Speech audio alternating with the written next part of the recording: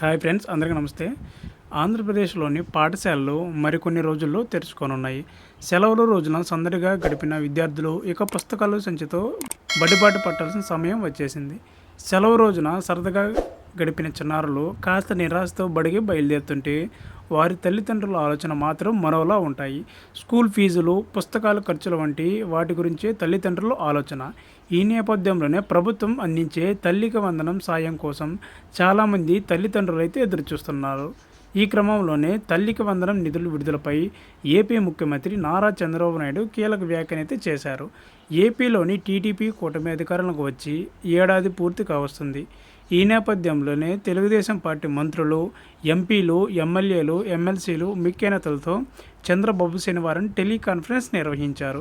ఈ సందర్భంగానే తల్లికి వందనం సాయంపై చంద్రబాబు కీలక వ్యాఖ్య అయితే చేశారు. జూన్ 12 లేదా 14 తేదీలోపే తల్లికి వందనం నగదు తల్లుల బ్యాంక్ ఖాతాలో జమ చేస్తామని చంద్రబాబు నాయుడు తెలిపారు. అంటే ఈ జూన్ నెల 12వ తారీఖుని ఇంతకుముందు అనౌన్స్మెంట్ చేయడం జరిగింది. కానీ 12 లేదా 14 తారీఖులు అయితే ఈ రెండు, ఒకవేళ 12 మిస్ అయితే 14వ తారీఖులో అయితే తల్లికి వందనం పేరుతో 15,000 రూపాయలు అయితే అందించడం జరుగుతుంది. అలాగే ఈ స్కీమ్ అమలు తేదీలో మార్పులు చోటు చేసుకోవడంతో లబ్ధిదారుల్లో గందరగోళం నెలకొంది. సీఎం నారా చంద్రబాబు నాయుడు గతంలో జూన్ 12న ఈ పథకం కింద డబ్బులు తల్లుల ఖాతాలో జమ చేస్తామని ప్రకటించారు. కానీ తాజాగా మంత్రులతో జరిగిన సమావేశంలో ఈ తేదీని జూన్ 14కి మార్చినట్లు సమాచారం. ఈ మార్పు వల్ల తల్లుల్లో టెన్షన్ మొదలైంది. ఆ రోజైనా డబ్బులు జమ చేస్తారా లేక మళ్ళీ ఆలస్యం అవుతుందా అనే ప్రశ్నలు అయితే వారికి వెంటాడుతున్నాయి. ప్రభుత్వం మాత్రం ఈ జాప్యం వెనుక సాంకేతిక పరిపాలన కారణాలు ఉన్నాయని, అయితే జూన్ 14 నాటికి ఖచ్చితంగా చెల్లింపులు పూర్తి చేస్తామని చెబుతుంది. పాఠశాలల ప్రారంభం, బ్యాంకుల పనిదినాలు, ఆధార్ బ్యాంక్ ఖాతా లింకింగ్ వంటి అంశాలను దృష్టిలో ఉంచుకొని ఈ నిర్ణయం తీసుకున్నట్లు అధికారులు అయితే చెప్పారు. అర్హులైన తల్లుల ఖాతాలో 15,000 జమ చేయడానికి అన్ని ఏర్పాట్లు చేస్తున్నామని, ఎలాంటి ఆందోళన అవసరం లేదని ప్రభుత్వం అయితే స్పష్టం చేసింది.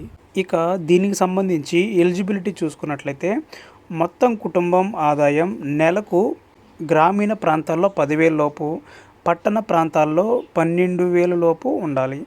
మొత్తం కుటుంబాలు గల భూమి ఎంతవరకు ఉండాలంటే 3 ఎకరాల కంటే తక్కువ మాగాణి లేదా 10 ఎకరాల కంటే తక్కువ మెట్ట లేదా రెండూ కలిపి గరిష్టంగా 10 ఎకరాల లోపు ఉన్న కుటుంబాల్లో వారు మాత్రమే అర్హులవుతారు. తల్లి లేదా లబ్ధిదారులు కలిగిన ఉండాల్సిన ధ్రువపత్రాలు. తల్లి లేదా లబ్ధిదారులు తెల్ల రేషన్ కార్డు మరియు ప్రభుత్వం జారీ చేసిన చెల్లుబాటయ్యే ఆధార్ కార్డు కలిగితే ఉండాలి.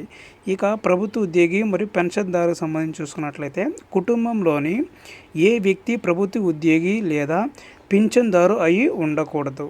ఈ షరతు నుండి పారిశుద్ధ్య పరివారి కుటుంబాలకు మినహాయింపు అయితే ఉంటుంది.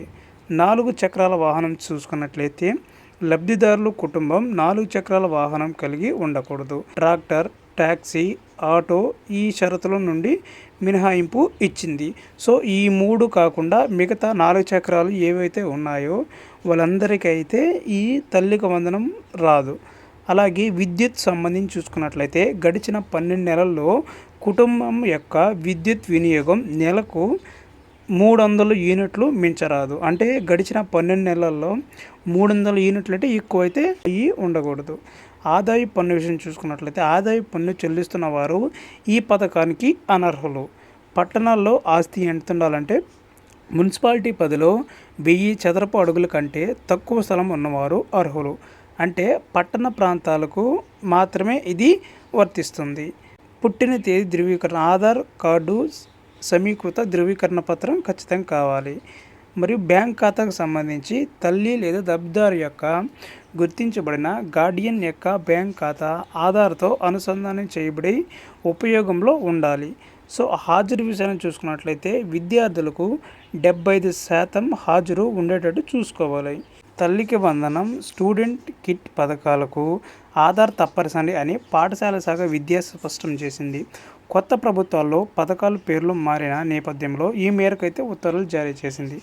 ఆధార్ తప్పనిసరిగా ఉండాలని, లేని పక్షంలో ఆధార్ కార్డు కోసం నమోదు చేసుకుని ఉండాలని వివరించింది.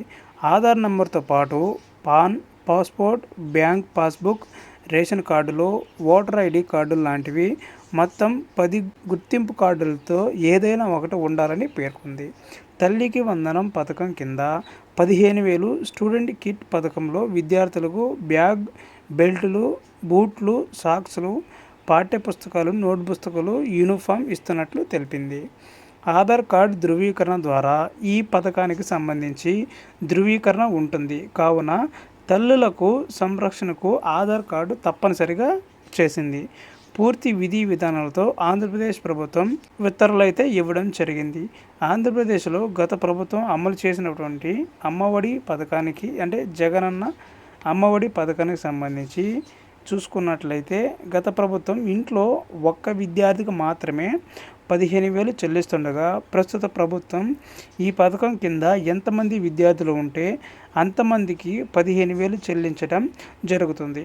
ప్రస్తుతం ఈ పథకానికి సంబంధించి రాష్ట్ర ప్రభుత్వం కీలక ఉత్తర్వులు జారీ చేసింది.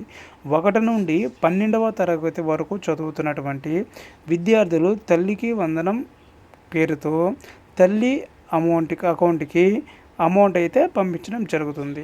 ఆధార్ కార్డ్ ఒకవేళ విద్యార్థి పేరుతో లేకపోతే వెంటనే దరఖాస్తు చేసినటువంటి ఎన్రోల్మెంట్ ఐడి నెంబర్తో పాటు కింద ఇవ్వబడిన ఏదో ఒక ప్రూఫ్ని జత చేయాల్సి అయితే ఉంటుంది.